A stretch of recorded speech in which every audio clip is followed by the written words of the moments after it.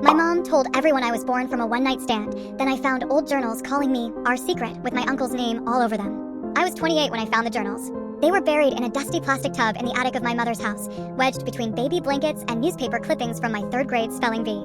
She had asked me to help her clean the attic out so she could make room for the next chapter, which I assumed meant retirement or maybe downsizing. I hadn't been back in the house for more than a couple hours before I found them. The journal covers were floral, faded, soft to the touch from age. At first, I thought they were mine, maybe old high school diaries, but then I saw the handwriting. It was hers. And the first line stopped me cold. October 4th, 1994. He said we'd keep it a secret. He said no one would ever know. That's my birthday. I don't know what possessed me to keep reading. Maybe it was the way my mother had always been cagey about my father, always calling him a mistake or saying he wasn't important.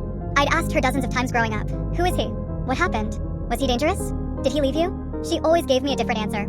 Eventually, I just stopped asking. But now I had this in my hands. Page after page of details. Some romantic. Most disturbing. They painted a picture I couldn't comprehend. Not at first. But the pattern emerged quickly. The man she described, the man she said made her feel seen and chosen and young again, wasn't some stranger or coworker. It was her brother. My uncle Alan. She never used his name directly, just an initial. A, but it didn't take much to figure out. She mentioned the street he lived on, the car he drove, the shirt he wore the night I was conceived. I felt sick. I didn't confront her right away. I just sat there on the attic floor, staring at the yellowed pages, trying not to throw up into the bin beside me. I put the journals in my backpack and told her I was feeling dizzy from the dust. She offered me tea and I declined. That night, I couldn't sleep. I read every page. I cross-referenced dates, family photos, stories I'd heard growing up. I started remembering things, how my mother would always light up when Alan visited.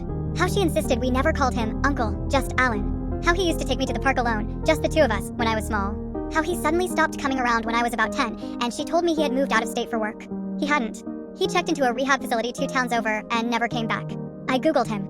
He was still alive, living in a trailer park under a new last name. I thought about calling. I didn't. Instead, I asked my mom to meet me for brunch. We met at our usual spot.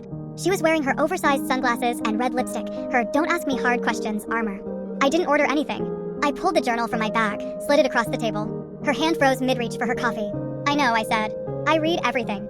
She didn't speak for a long time, just kept her hand over the journal, fingers trembling slightly. Then she smiled. Not a guilty smile. Not ashamed. Relieved. I always hoped you'd understand, she said softly. Someday. Understand what? That she'd had a child with her own brother and lied to everyone about it? That she'd erased an entire person from my history? That my entire life had been based on a secret I never agreed to keep?